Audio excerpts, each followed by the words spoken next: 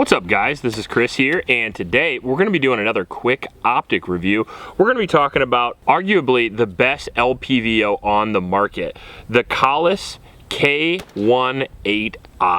Now, before we do that, I do want to thank my patient supporters. Thank you guys very much. You're the biggest supporter of the channel. If you want to help the channel, that's the best way to do it. Also, please like, subscribe, and share. Make sure you put a comment down below. There is a local shelter in Ames, Iowa, the YSS. It could really use your help. And I also want to thank Brownells for sending this optic down for review. This is a very expensive optic, so I do appreciate them giving me the opportunity to get behind the glass and see if it's actually worth it for you guys. That being said, let's get right into the review. Now, the Kahles K18i is a 1 to 8 power scope, which kind of gives you the power or the magnification range to pretty much get everything done you could ever really want to do with a carbine. It's kind of the answer, in my opinion, to the do-it-all scope that people have been trying to do for a really long time. Now, there's some pros and cons with a 1 to 8 as opposed to a 1 to 6 or a 1 to 4. The higher the magnification range you go, even though it is 1 power, you definitely are going to get a smaller eye box and a little bit more difficulty shooting at 1x with something like a 1 to 10 or a 1 to 8 than you would a standard 1 to 6. There just is no free lunch. However, with the K18i, I actually believe, as far as all the 1 to 8s that I've shot, that this one is the best for CQB. So this one, in my personal opinion, kind of does give you what all the 1 to 8s advertise that they actually do. And there's a lot of ways that they do that. First off, they give you that 1 to 8 magnification range. Second thing that they do is allow some features that you get on premium scopes that you don't usually get on other scopes. For example, you get 1 MRAD adjustments, which is very precise. You also get a huge eye box, and you get a very light overall weight. For a 1 to 8 scope, this thing's coming in at 19.5 ounces, making it extremely lightweight for the 1 to 8 market. You get some unbelievably clear European glass that is unrivaled in the actual scope market itself. Compare this to something like a Vortex or a Trijicon, and this is going to have even better glass than those companies, which is really, really impressive. That's something that Kahles, and specifically their sister company, Swarovski, is known for. They actually make jewelry as well as a lot of other high-end materials. They have really, really high-end manufacturing capabilities, and because of it, you get an unbelievably quality product. Now, you're going to pay for that as well, but we'll talk about that later. But as far as what you want a scope to do, this really does work well. All the way down to the reticle there that you can get. I have the 3-gun reticle in it. However, you can get multiple different reticles. I personally really like this one because it's simple enough. You have ballistic drops on your reticle there, and you can use them without dialing in the scope, which is really, really nice. However, still fine adjustments and good enough reticle and glass quality to get all the way out to 700 meters.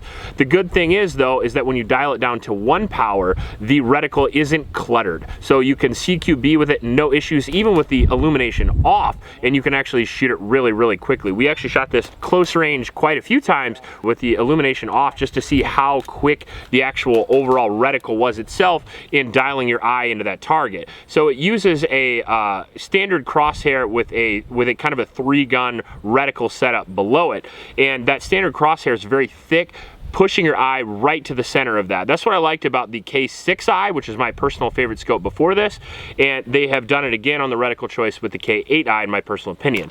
Adding the fact that you can use daylight bright illumination and make it as bright as a standard red dot, that's pretty impressive. So you get essentially red dot capability up close, very little fisheye. The eye box is absolutely huge, so it's really easy to shoot with 2 eyes open, and then you can push it all the way to 8 power, and then again make accurate hits out to 700 or even further is really, really impressive. Again, this is what all the scope manufacturers advertise. They just don't quite get it done like Kahles does. Now, the tube diameter on this is a standard 30mm tube, which I really like. That way you can get any mount you want. We're rocking the ScalarWorks 193 mount to raise it up a little bit because I like the heads-up shooting a little bit more. And then if you want to use very precise shooting with that, then you can just use a riser on your stock. Now, this is a second focal plane scope, so you don't have to worry about any of the first focal plane issues. I like them both for different reasons, but a second focal plane for sure is going to be more simple. Also, it has a 10-year warranty, which I hear is absolutely excellent. Now again, I have the 3GR reticle in this, but you can get a simple IPSC reticle if you really want to, but I think it's worth the money to get the ballistic reticle. That way you have those holdovers, because on a scope like this where you're doing mostly CQB 0 to 300 yard type stuff, I really don't think it's necessary to spin dials, especially out to 500 yards. You can just use the holdovers in the reticle and you can get it done much faster. Now let's take a look at some of the controls and how they work here. So we have a scope lever here, an included scope lever, which works really nice. It's a giant lever. It also comes with a small one as well. However, the large one came on it.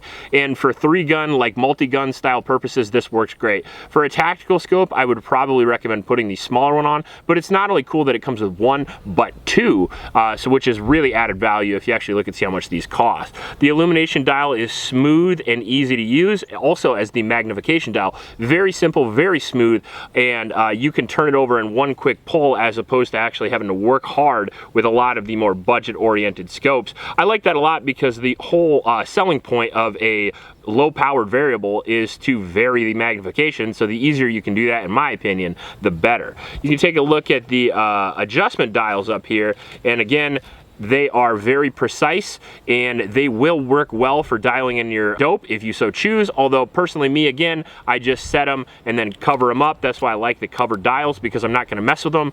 And something on like the NX8, for example, that is meant for the same purpose but has uncovered dials, I'm not a big fan of that, because I like to bump my shit, I like to throw it around, and I don't want to have to worry about my optic losing zero in any way, which is why I use high quality optics and mounts in the first place. I don't need my dials sabotaging me. Now the eye relief is really good on this as well, coming in at about 4 inches of overall eye relief, allowing you to get kind of a flexible sight picture on it when you're shooting in barricades. We've used the VTAC barricade with this, I've shot under a car with this, I've shot at distance with this and up close, and at no time did I feel like I had any issues whatsoever. We also put this scope up against a magnifier and a red dot combo. I saw no shortage in speed up close, and I saw a huge advantage in precision at distance with this setup as opposed to that.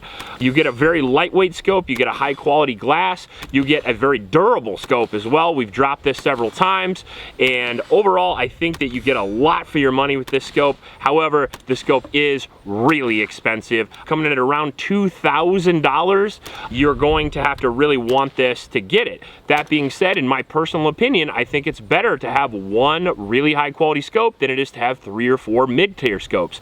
If a self-defense situation, you can only use one rifle at a time. Hunting situation, you can only use one rifle at a time, right? So I think it's important to have a good high quality scope, at least for me and what I like to do, especially if you're looking through it for a really long time. Glass quality to me then matters a lot. If you're going to use it for a hunting scope, which I'm going to be glassing a lot with it, so I wanted to have a high quality scope that had good light retention, look crisp, but look very clear in the scope. And personally, out of all the scopes I've ever seen, this had the best quality, it had the best light transmission, and for me it has the most precise reticle. So for me, it's a no-brainer, but again, you're gonna wanna put this on a high-quality rifle of some kind, or you're gonna wanna take this out and use it a lot to make it worth your money. If you're not gonna go out and use it a lot, and you're not gonna use it for anything serious, I'd probably recommend going for something like a Vortex or something like that, which Brownells also has. It's one of the things I like about Brownells is they have like every scope, so if you don't want this one, there's always something else there that you can get. If you like this video, please like and subscribe. Please help out your local homeless shelters, and remember to recycle. I'll check you later.